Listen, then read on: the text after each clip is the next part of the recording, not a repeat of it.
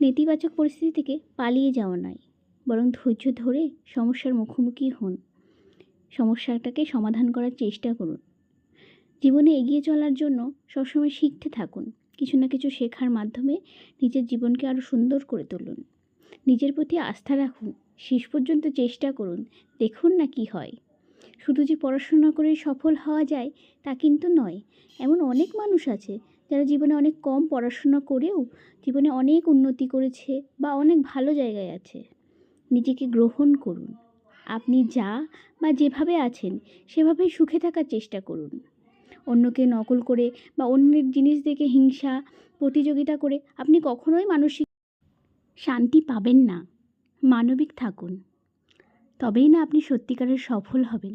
মানসিকভাবে সুস্থ থাকুন, তবেই না আপনি ভালো থাকবেন। যদি আমরা শান্তিতে রাত্রে ঘুমাতেই না পারি, তাহলে আর কিসের ভালো থাকলাম।